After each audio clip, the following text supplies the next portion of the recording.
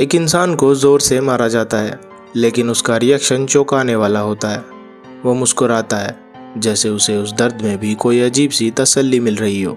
दूसरी तरफ एक और इंसान है जिसे दिल टूटने का गहरा दर्द मिला, जिसे किसी ने तोड़कर रख दिया, लेकिन फिर भी वो वापस उसी शख्स के पास लौट जाता है जिसने उसे ये तकलीफ दी थी।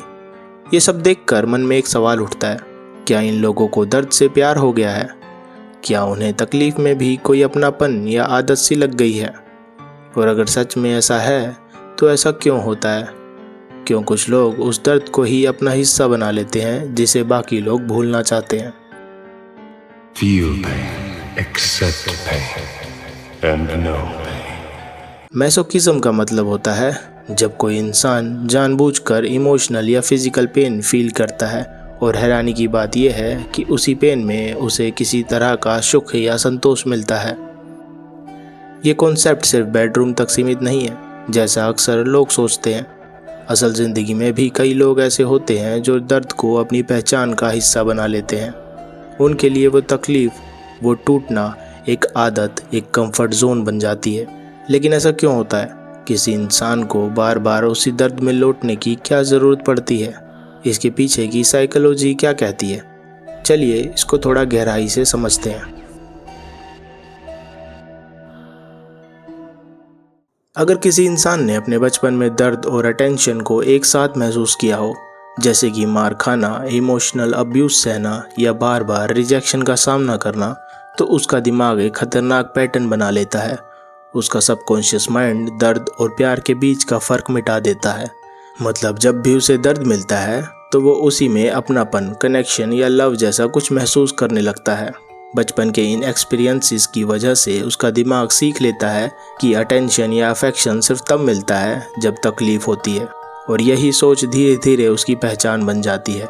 नतीजा ये होता है कि जब वो बड़ा होता है तब भी वो अनजाने में ऐसी सिचुएशन की तरफ खिंचता है जहां उसे इमोशनल या फिजिकल पेन मिले, क्योंकि उसके दिमाग ने ये पैटर्न नॉर्मल मान लिया है। वो खुद भी नहीं समझ पाता कि उसे बार बार तकलीफ क्यों पसंद आने लगी है, लेकिन सच ये है कि वो पेन का एडिक्ट बन चुका है। मैसोकिस्ट के लिए पेन सिर्फ एक इमोशन नहीं रहता, वो एक प्रेडिक्टेबल इमोशन बन जाता है। ज़िंदगी जब बेकाबू, अनसर्टेन और डरावनी लगती है, तब उस दर्द में ही उन्हें एक अजीब सा कंफर्ट महसूस होता है, जैसे कम से कम ये तो पता है कि अगला स्टेप क्या होगा। दर्द। सोचो, क्या तुमने कभी किसी ऐसे इंसान को देखा है जो बार बार एक टॉक्सिक रिलेशनशिप में वापस चला जाता है, चाहे उसे कितनी ही चोट क्यों ना लगी हो? बाहर से देखने पर लगता है कि वो मूर्ख या कमज़ोर है, लेकिन अंदर की साइकोलॉजी कुछ और ही कहती है। वो इंसान उस दर्द में एक किस्म का कंट्रोल महसूस करता है, जैसे कम से कम उसे पता है कि ये दुख कैसा होता है और वो उसके लिए मेंटली तैयार है।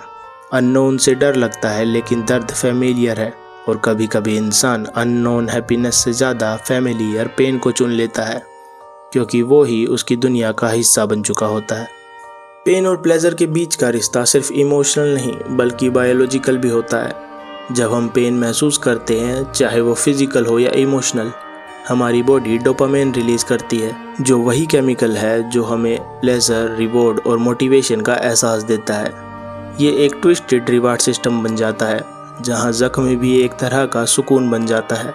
दर्द देने वाला एक्सपीरियंस अचानक से सेटिस्फाइंग लगने लगता है, क्योंकि ब्रेन उस पेन के साथ डोपामाइन जोड़ने लगता है। इसलिए कुछ लोग डेंजरस या सेल्फ डिस्ट्रक्टिव सिचुएशन में भी थ्रिल फील करते हैं, जैसे एक्सट्रीम स्पोर्ट्स, टॉक्सिक रिलेशनशिप्स या इमोशनली ड्रेनिंग पैटर्न्स। उनके लिए पेन सिर्फ सहने वाली चीज़ नहीं होती, बल्कि सीख करने वाली चीज़ बन जाती है।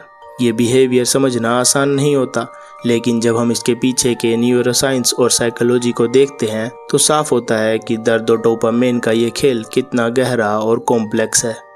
शायद दर्द उनके लिए कोई सज़ा नहीं होती, बल्कि एक लैंग्वेज बन जाता है, एक ऐसा तरीका जिसके ज़रिए वो दुनिया को ये जताते हैं, मैं अभी भी ज़िंदा हूँ, मैं अब भी महसूस करता हूँ।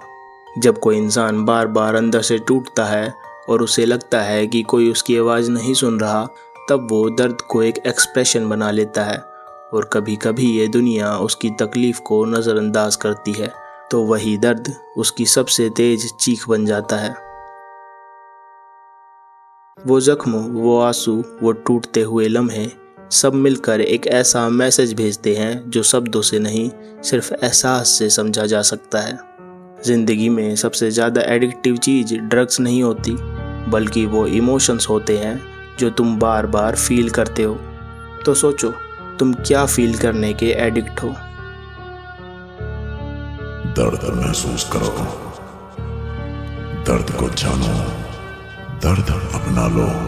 जिन्हें दर्द का एहसास नहीं, वो कभी भी सच्ची शांति का अर्थ नहीं समझ सकते।